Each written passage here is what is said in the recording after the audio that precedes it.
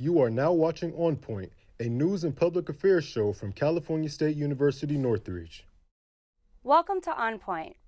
We're a student-led public affairs show based on the CSUN campus. This week's show explores transgender athletes competing in sports. Last week, the United States House of Representatives passed a GOP-led bill that will ban transgender athletes from competing in women's sports at schools and institutions funded by the government. However, it must also pass through the Senate in order to become law. Supporters of the bill say it's intended to show support for women athletes because many believe it's a disadvantage for those who are assigned female at birth to compete against people who identify as female but whose biological sex at birth doesn't match their gender identity. There are 21 states that are already limiting transgender women from competing in women's and girls' sports in K through 12 or at the collegiate level. Idaho was the first state to take this action in March 2020, and others like Texas and Florida followed suit in 2021. More and more states are beginning to take rights away outside of sports as well. Today we'll be taking a deeper dive into this topic. Our first guest today is Navi Huskey, who played basketball at Long Beach City College. Thank you so much for being with us today. Hi, yeah, thank you for having me. Of course. So I want to first touch on something that may be a question for a lot of people out there. I actually want to touch on how you identify. So you identify as being trans, feminine, non-binary. Can you explain how that's different from identifying from being a transgender woman? Yeah. So I've been really recently starting to realize that I want to identify as intersex. And it's been something that's been interesting because when I started my transition, I always knew that I wanted to travel to a space of non-binary existence, a space of intersex existence, but that option isn't available because we live in a world that's still kind of ruled by the binary. And so, the only option I had available to me was to claim to want to be female because that had to be the option if I wanted to get any of the medical support to transition. And so for me, I've always been really proud of my entire story in terms of I've lived a lot of my life as male because that's what I was assigned at birth in terms of my anatomy. But I've always felt feminine. I've always felt non-binary. And so for me, I identify as trans feminine because I don't necessarily want people to think that I think of cis women and femininity as the epitome, I don't think that is my objective at all. My objective is to be me.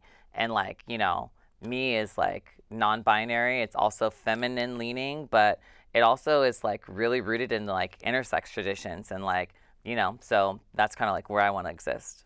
Yeah, and it's a whole range of things, right? It's on a continuum, it's on a spectrum, and I think it's ever evolving. So can I also ask you what your pronouns are? Yeah, so my pronoun is yum because I always say I want to leave a good taste in people's mouths. That's the energy that I want to give. But some people may not like me, and so they can call me ew or yuck or whatever. That's totally fine. But in more conventional pronoun terms, I like to use they or she, whatever feels kind of appropriate, So that's kind of how I like to use my pronouns. And again, she is kind of if people are stuck in that binary world. Yeah, I know that, I like to move at the speed of trust, and some people aren't ready to trust that gender really is a social construct and they really are rooted in it. And so I'm if that's the case, I'm fine with she. If you are a little bit more progressive, they, and if you're ready to go there, call me yum, call me yum yum, whatever it is, I'm here for it. I love it. I'm going to try to call you yum. I'm going to try to remember that one. Let's move into the athletic side of things. You were able to play on the Long Beach City College women's basketball team for a couple seasons. And what was your journey like to get there? Was it easy? Was it a little rough? It was really, really difficult. So I am currently a student at UCI, so I've been a PhD student there for 6 years now. And when I decided that I wanted to play basketball collegiately, because I knew I was transitioning and it was something I wanted to do, I actually had reached out to, the UCI team, and I thought, I'm already a student here, it requires no scholarship. Of course, they'll let me try out and try to be on the team because it's a free member for them, even if I don't play. Like, it's like you just got a free person on the roster. But there was a lot of resistance, and I thought, like, oh, I'm from here. This is my hometown. There's going to be a lot of support for me to do this. And there wasn't. I talked to the coaches, and they were really like kind of gaslighting me. And then I talked to admin, even like our Title IX person, thinking like that was going to be a great person to reach out to. And the support wasn't there, And so then I said, okay, well, let me look at community colleges. And so I tried IVC, which is really close. They had a full roster. I asked I probably emailed maybe like 30 coaches in Southern California that, run different women's basketball teams. And I think I heard back from maybe like 3. Wow, and that's surprising to me in a very progressive state, in a very progressive city. Was that surprised you a little bit? It did surprise me. I thought, like, of course, this is the time that we're in, and there's going to be a lot of support, and people are going to want to help to liaise this. But no, it was really, really difficult. And I just was in my mind just thinking, like, if it's this difficult for me and I have these resources and I have the privilege of being able to navigate these systems, I couldn't imagine if it was someone that maybe didn't have my tenacity or perseverance, that wanted to just have the opportunity to be a part of a team and to play, how hard that would be. Yeah, absolutely. So our reporter, Savannah Taylor, spoke with the Director of Communications of Athlete Ally, Joanna Hoffman, earlier in the week. Athlete Ally is an organization that educates and advocates on behalf of the LGBTQI+ community for equality in sports. There are over 300 active anti-trans bills in over 40 states. This includes the Protection of Women and Girls in Sports Act implemented earlier this year. Athlete Ally's Director of Communication, Joanna Huffman, says their organization is advocating for LGBTQIA+ youth in sports and teaching inclusivity. That's been a big focus of our work in the past couple of years, is really fighting against all of these proposed bills and bills that have passed to ban transgender youth from sports, responding to discriminatory policies that sideline LGBTQI+ people from sports, and so on. As of April 14th, more than 400 anti-trans bills were proposed, compared to 156 the previous year. Even prominent cis female athletes are in support of transgender athletes competing in sports. Becky Sauerbrunn, the co-captain of the women's national team and an Olympic soccer player, who wrote an op-ed recently that was placed in her home state of Missouri, saying that she was adamantly opposed to Missouri's trans athlete ban. The organization also works to debunk misconceptions that come out of the debate of fair competition. There's just been so many myths and misinformation swirling around about trans athletes. One of those myths is that being trans makes someone automatically better at sports, when we know for a fact that that's not true. There was a recent study by the Canadian Centre for Ethics in Sport, which found that transgender women athletes have no inherent advantage in sport. Huffman says that excluding transgender youth from sports is a disservice to society. To make blanket bans against an entire group of people is not doing anything to perpetuate fairness. It's really just perpetuating discrimination. Experts say the new Protection of Women and Girls in Sports Act discriminates against transgender athletes and may delay research on transgender women's athletic performance in the future. When we come back, we'll speak with Adrienne Lawrence, who's a legal analyst, and she'll help us understand this issue from the legal perspective.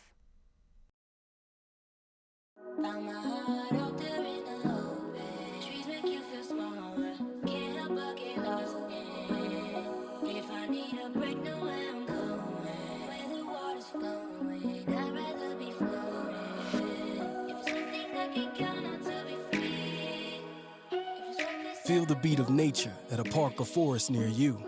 Find a forest and music inspired by nature at discovertheforest.org.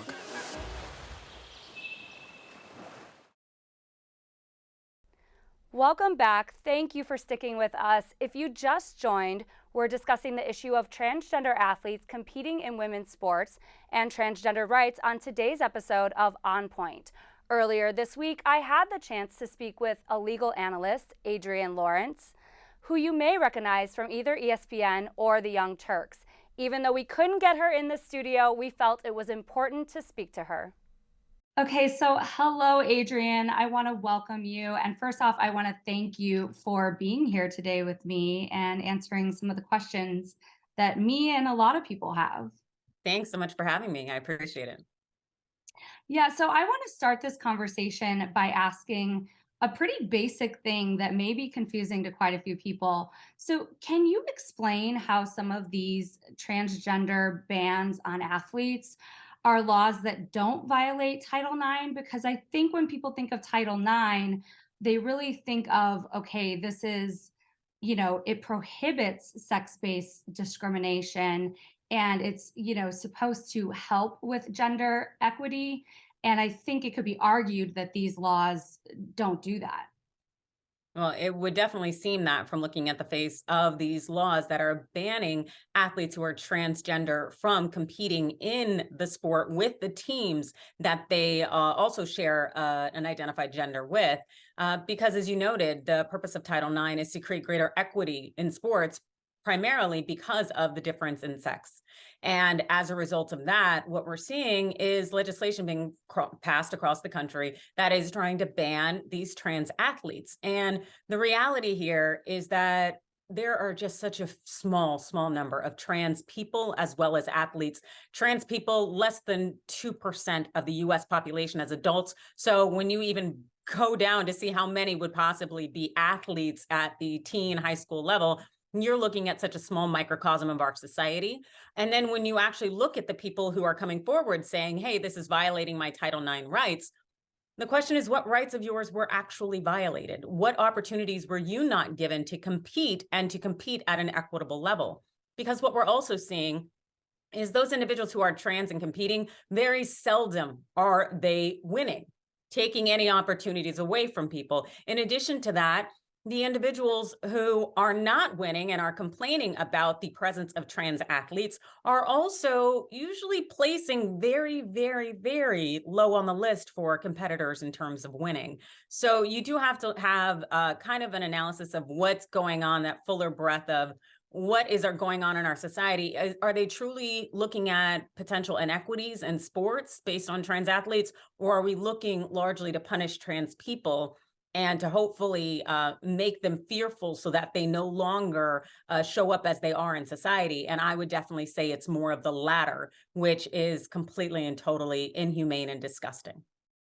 Thank you for that answer. And, to piggyback off of what you said, just last week, on the federal level, the House passed a bill to ban transgender athletes from competing in sports at schools that are federally funded. Now, this isn't expected to pass on the Senate level, and even if it did somehow, President Biden would veto it.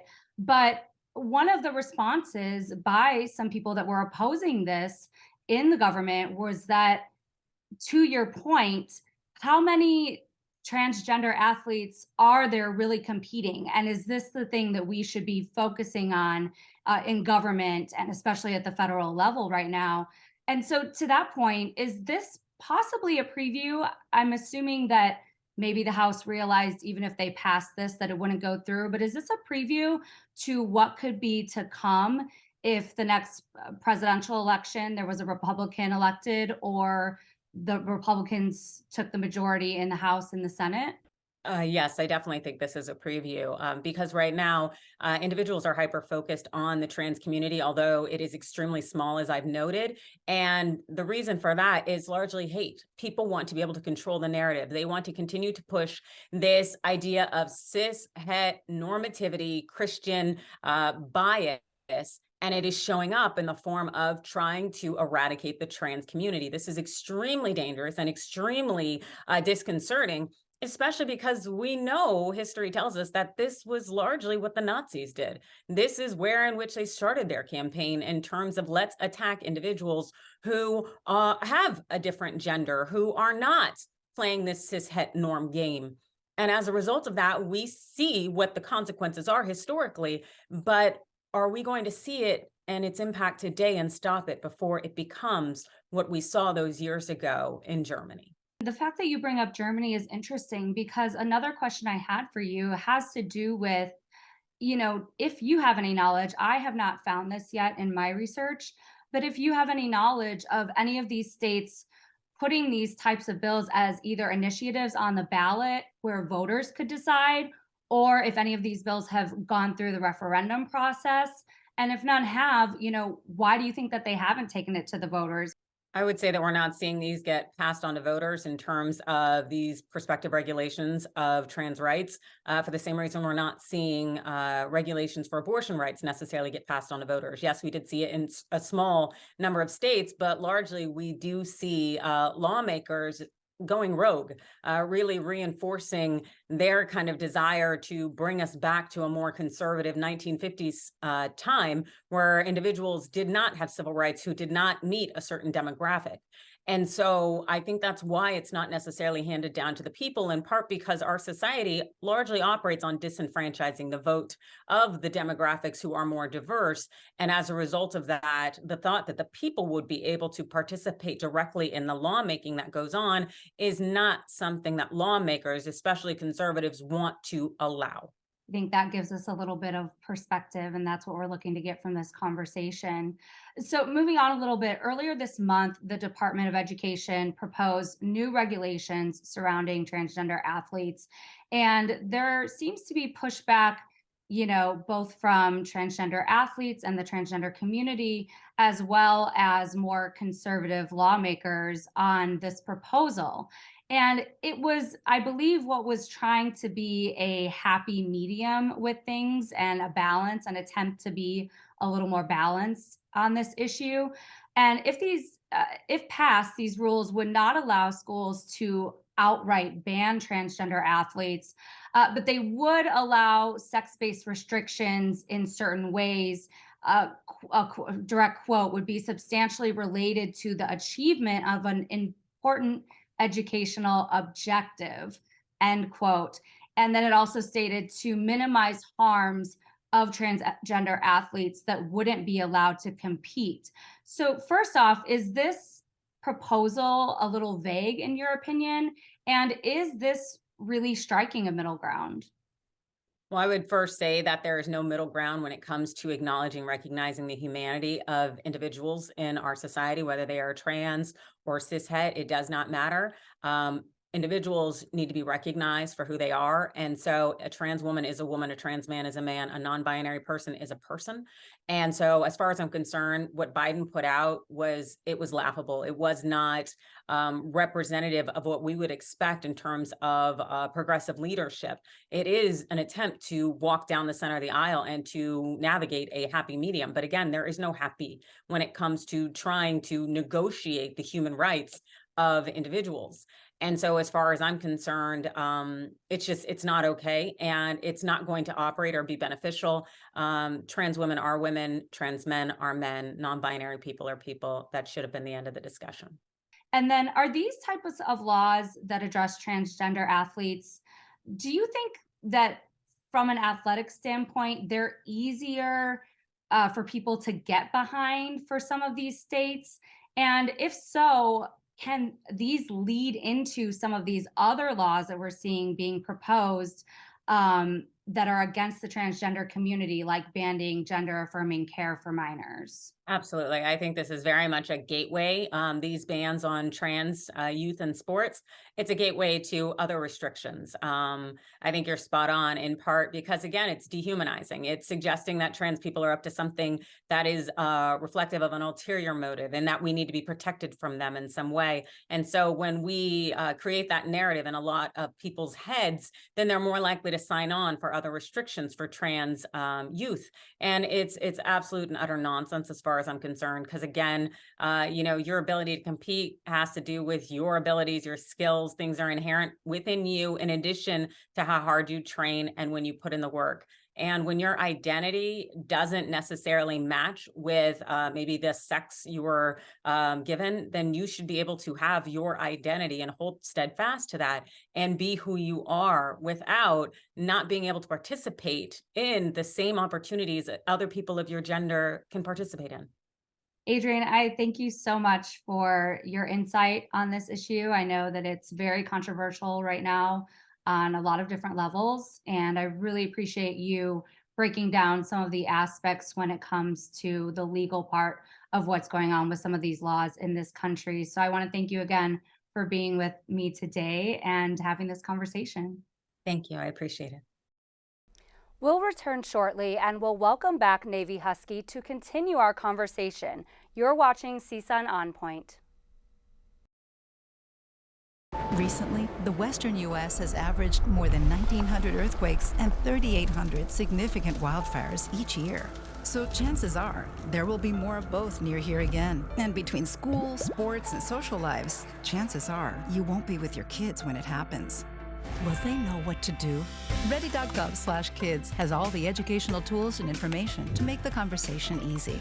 When the time comes, chances are they'll feel prepared, not scared. So talk with your family today. Welcome back to CSUN On Point, a student-run public affairs show. If you're just tuning in, we're discussing transgender rights and diving deeper into transgender athletes competing in women's sports. Our reporter, Aaliyah Fitzgerald, spoke with Maybe a Girl and CSUN's women's tennis coach, Gary Victor, earlier this week about transgender women competing in women's sports. The issue of whether transgender women should be allowed to compete in women's sports has been a topic of heated debate in recent years. While some argue that transgender women have the right to compete in the gender that they identify with, others believe that it gives them an unfair advantage over cisgender female athletes. The controversies surrounding transgender women in sports centers around the question of whether they have a physical advantage over cisgender counterparts. Proponents of allowing transgender women to compete in women's sports argue that hormone therapy can reduce this advantage and that all athletes should be judged on their individual abilities rather than their gender identity. U.S. House candidate for Congressional District 30, Maybe a Girl, has this to say. Unfortunately, a lot of them have this idea that trans women are just men in dresses. And, they like to use terms like biological woman or biological man.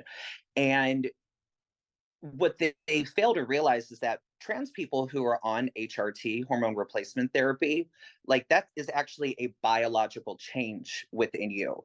And so biologically, trans people who are on HRT are, biologically, the gender that they identify with. However, opponents of this view argue that hormone therapy might not be enough to level the playing field. One suggestion is made for transgender women athletes to be categorized in women's sports by height and weight classes. CSUN tennis coach Gary Victor takes a different approach for inclusivity, as long as there is an equal advantage on the court for all. Is a widespread argument that these hormones would negate. Maybe they negate testosterone. I understand that, but the physical, the years of building your physicality, gives you an advantage. I think there's no doubt about that. I think that's inarguable.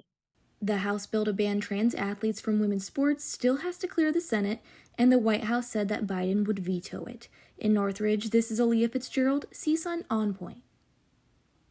Thank you, Aaliyah. If you just tuned in, our guest today is Navy Huskey, who played basketball for Long Beach City College. Thank you for being with us. So we heard a little bit about what's going on with these transgender athlete bans in different states. Can I ask you, how do you feel your life would be different if you lived in a state that had one of these bans? Yeah, as hard as it was here in California without that ban existing, I couldn't imagine being in one of these other places that had bans. I actually run a program at Coachella for, queer people of color to be empowered at the festival. And one of the people I spoke to actually considered themselves to be a refugee from Florida because of the lack of access to even trans care and transitional support. And so they're like, yeah, if it wasn't for people allowing me to kind of get all the way to California where I could access the care, I wouldn't even be able to transition. And so I just think yeah, there are parts of the country, and I take it for granted because I'm so privileged here, that I wouldn't even be able to be a trans individual, even be able to access the care or the regimen to be myself, which is really scary. Yeah, that's crazy to even think about or imagine. Can you go on a little bit about your Coachella experience and how that came about a little bit? Yeah, so actually, me and my sibling both, it was the year of Beyonce. I had actually gone the year before, and I was like so enamored with the festival that I was like, oh, I want to go again and bring my sibling to see Beyonce, of course. And it was when I was waiting in line to use the restroom with my sibling that I was like, oh, let me use this restroom because I was like in the midst of my transition, and the person at the door kind of like said, no, you can't use this restroom because this is only for women. And, it was embarrassing on a number of levels, just like one that I had tried to access that restroom and tried to like step into my identity as like a trans feminine individual, but also just like kind of being put on blast and like being denied access to the restroom, which is like a basic, necessity. And I found out later that my sibling had the same experience trying to access the men's restroom because my sibling is also trans. And that, kind of set us up to like have conversations with the festival and eventually like become kind of like consultants and create both a space and a pipeline for queer people of color to like feel more included in the festival. Wow, so I'm interesting. What changes have you seen moving forward? So we had a lot to do with kind of like the ways in which they changed some of the bathroom stuff.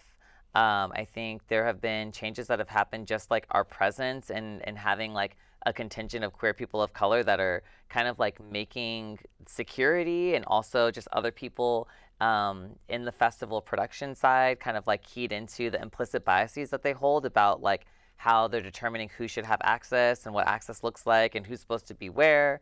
And also just like the experiences that maybe they weren't privy to of trans or queer people of color just like trying to live at the festival. Right, it's opening up that awareness for people that are actually running the festival. Going back to the athletic side and these states, bringing in these laws, so a lot of the argument has to do with fairness and safety.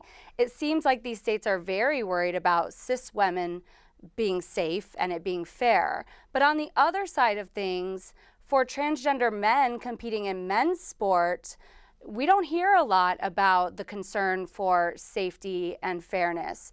Why do you think that is? I mean, I think a lot of it is kind of like built into first like the gender binary, which we've kind of like, attached ourselves to, but also this kind of like notion of like the gender hierarchy that we're also kind of attached to in terms of like what it means to like protect like cis individuals. I think when I talk about the gender binary, like I like to always present like an intersex perspective, and that like if we had created a world that was safe for intersex folk, we wouldn't be having this conversation because we would understand that intersex folk should be at every iteration choosing where they opt in and opt out of in terms of gender.